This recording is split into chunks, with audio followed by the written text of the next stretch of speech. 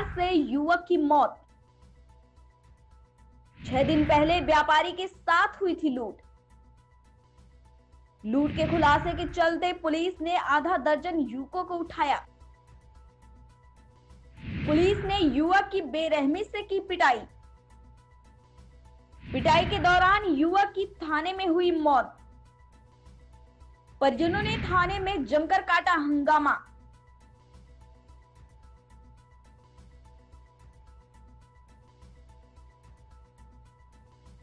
प्रदेश की पुलिस को मित्र पुलिस का खिताब देने वाली सरकार जनता के बीच पुलिस की छवि को बेहतर करने की तमाम प्रयास कर रही है, लेकिन खाकी लगातार दागदार हो रही है। उस पर कई सवाल भी खड़े हो रहे हैं। एक बार फिर से कानपुर देहात पुलिस की खाकी पर दाग लगा है।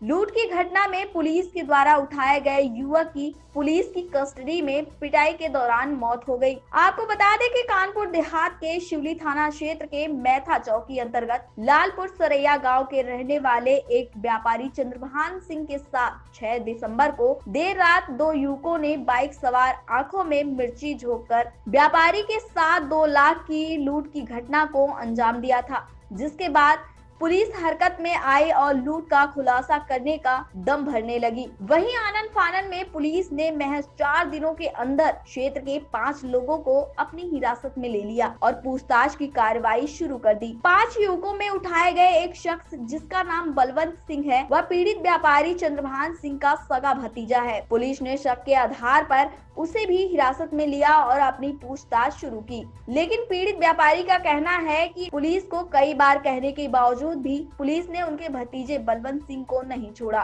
पुलिस लगातार टॉर्चर करती रही। बलवंत की बेरहमी से पिटाई भी की गई। वहीं पिटाई के बाद बलवंत सिंह की मौत हो गई, जिसके बाद कानपुर देहात पुलिस के हाथ पांव फूल गए और पुलिस ने आनन फानन में सबको थाने से गायब कर दिया। परिजनों के कई बार पूछने के बावजूद भी परिजनों को उनके घर के सदस्य बलवंत सिंह का कोई भी जानकारी नहीं दी गई। परिजनों को पुलिस थाने से दूसरे थाने और दूसरे थाने से तीसरे थाने घुमाती रही, लेकिन उनके घर के बच्चे का सुराग पुलिस ने नहीं दिया। उसके बाद परिजनों को पता चला कि उनके बेटे की मौत हो गई और शव कानपुर देहात के सरकारी अस्पताल में पड़ा हुआ है। वहीं पुलिस इस पूरे मामले को दबाने का लगातार प्रयास करती रही।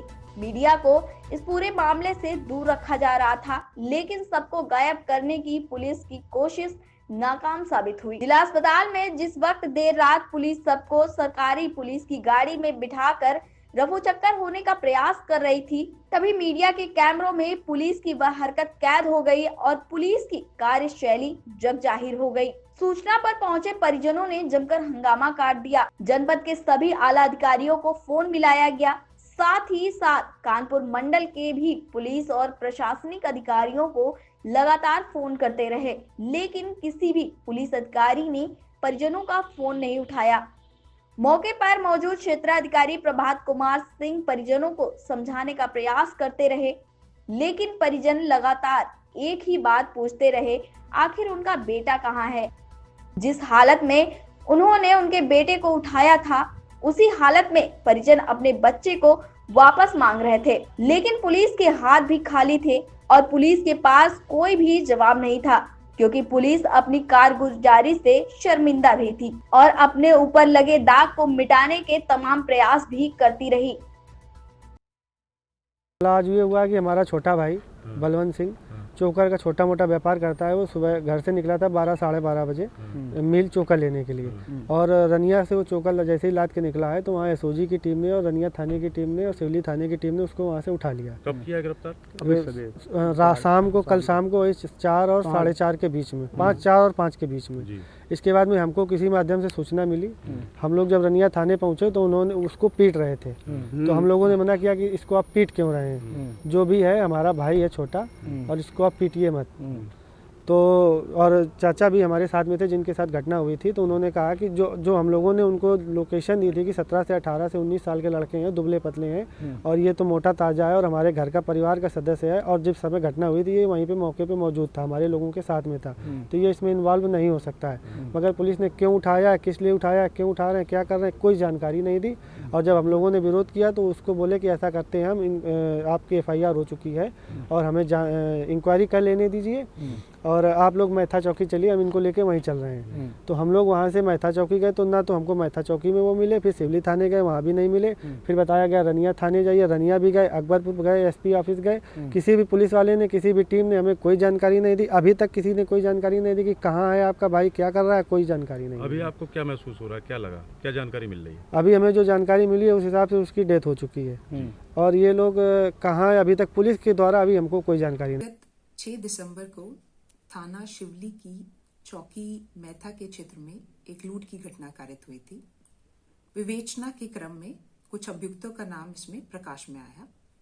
उसी क्रम में कल थाना शिवली और SOG की जॉइंट टीम ने 3 लड़कों की अरेस्टिंग करी, जिनका नाम है अविनाश कुशवाहा, सूरज और कल्लू उर्फ शिवा। उन्हीं के बयानों में व अन्य तथ्यों में कुछ और नाम प्रकाश में आए, जिस क्रम में एक व्यक्ति बलवंत सिंह, जो कि सरैया लालपुर का ही रहने वाला है, उसको तस्दीक करने के लिए बुलाया गया। वह स्वयं आया, परंतु कुछ समय में सीने में दर्द की शिकायत करने लगा। तत्काल फर्स्ट एड के लिए उन्हें हॉस्पिटल लेके गए, जहां उनका उपचार किया गया, परंतु उपचार के क्रम में उनकी मृत्यु हो गई।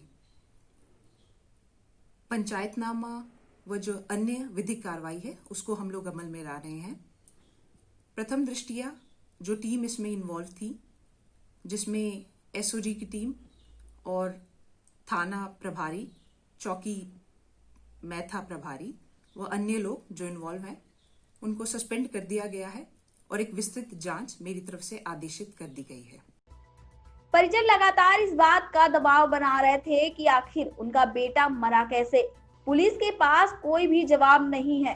वहीं पीड़ित की बात करें तो पीड़ित के चाचा, जिनके साथ लूट की घटना घटी थी, उनका साफ तौर से कहना था कि उन्होंने कई बार पुलिस से कहा था कि उनके घर के बेटे का लूट की वारदात में शामिल नहीं है। जिन लोगों ने लूट की थी उनकी कदकाठी बिल्कुल अलग थी और उनके बेटे की कदकाठी बिल्कुल अलग है, लेकिन पुलिस ने उनकी एक ना सुनी और लगातार इस बात का आरोप लगाते रहे कि पुलिस थाने में बेरहमी के साथ उनके बेटे को मारती पीटती रही और आखिर में उनके बेटे ने दम तोड़ दिया। बात निकलकर यह भी सामने आ रही है कि पुलिस ने उनके बेटे का एनकाउंटर कर दिया है, लेकिन इस बात की पुष्टि तब तक नहीं हो पाएगी जब तक पोस्टमार्टम रिपोर्ट सामने नहीं आएगी। सवाल कई हैं, राज कई हैं, लेकिन खुलासे का इंतजार है।